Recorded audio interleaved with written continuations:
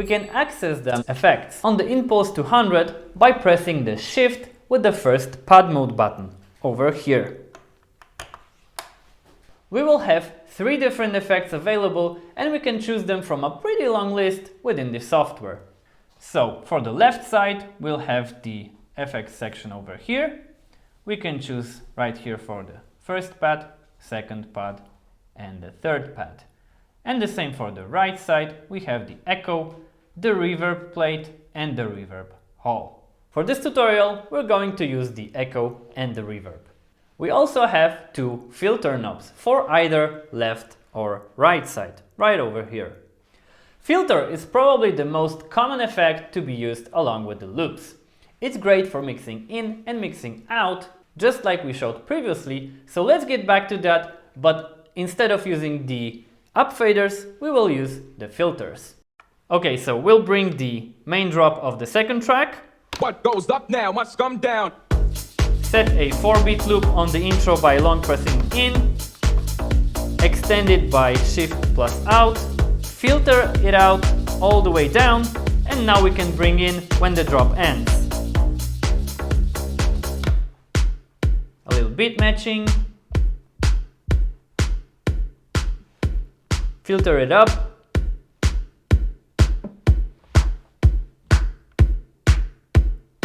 release the loop, and same thing can be done to mix out by filtering it out on the track that's coming out.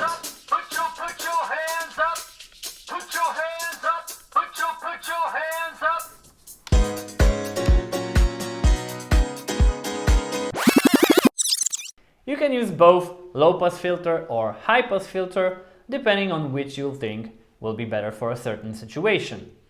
Filters don't have to be used slowly for long transition as we just tried. It can also be used very quickly for some cool finishing moves or transforming effects. We will try to do that along with another loop usage, which is changing the dynamics of the song by switching the loop length on the fly. Best moment for that will be mixing out one of the tracks with the build-up of the second track and finishing the transition right on the drop. We will start from the most common 4-beat loop and then proceed to cut it in half until we get a really short loop that will give us almost a constant sound, and then we will quickly filter it out right before the drop. Let's try it. Okay, so we will cue in our piano part at the end. We will make a 4-beat loop by long pressing the in button. We'll play it, and we will bring in the second track.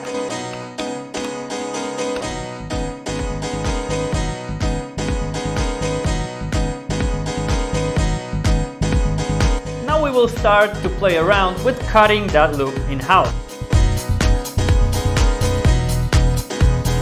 Get up, get down for the bass and sound. Get up, get down for the bass and get up, get down for the bass and sound. Get up, get down for the bass and get up, get down for the bass and sound. Get up, get down for the bass and sound. Get up, get down for the bass and sound. What goes up now must come down.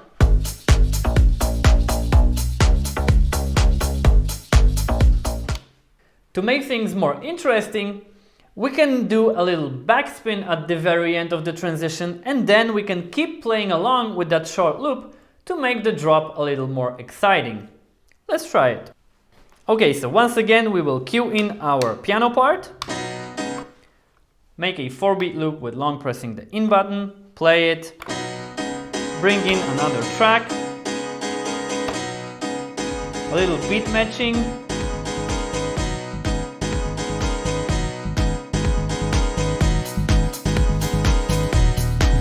and now on the build-up, we'll proceed to cut the loop in half. Get up, get down for the bass and sound. Get up, get down for the bass. More. Get up, get down for the bass and sound. More. Get up, get down for the bass and get up, get down for the bass And sound. more. Get up, get down for the bass and sound. Get up, get down for the bass and sound. What goes up now must come down.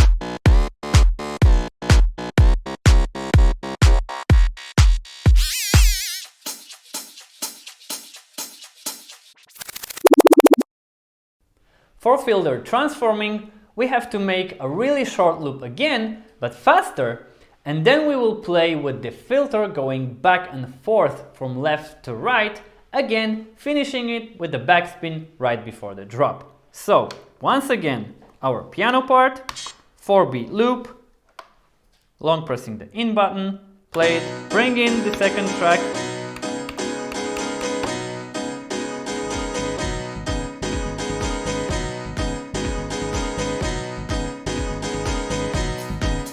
and now we'll cut in half a couple of times faster.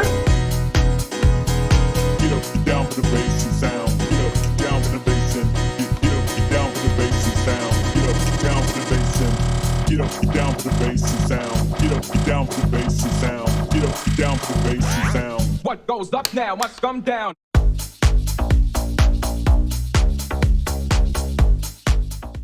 Transitions like that can also sound great with other effects like the echo or a reverb. Let's try that. So we get to the effects pad mode by pressing Shift plus Hotkey, which gives us the effects pad mode, and we press the first pad to activate the echo. Get up, down for the bass and sound. Get up, down for the bass and get up, down for the bass and sound. Same can be done on the other side. Get up, down for the bass. Get up, bass. Get up, down for the bass and sound. What goes up now must come down.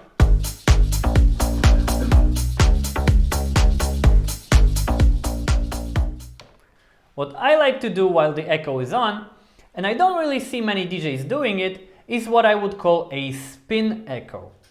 What it means is that you make a backspin or a front spin, and instead of letting it go until it stops spinning, you cut the sound right after the spin, so the spin sound stays in the speakers, but just with the echo effect. Let's hear it. We go to the effects pad mode, activate the echo.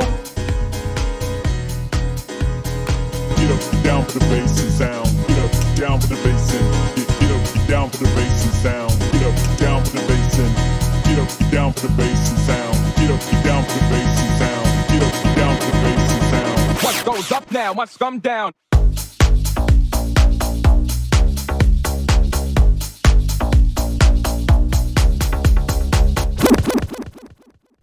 Another great effect for transitions is the reverb. It's really easy to use as you just activate it with the right depth and make the track disappear into the oblivion with the up fader. Let's try that. We get into the effects pad mode by Shift and Hotkey pad. Press the second pad to activate the reverb. Get up, down for the bass and sound. Get up, down for the bass and get up, down for the bass and sound. Get up, down. Maybe even add some filter to it. Down for the bass and sound. Get up, down for the bass and sound. Get up, down for the bass and sound. What goes up now must come down. That was your boy 69 Beats, right here with SuperHeroDJs. Enjoy!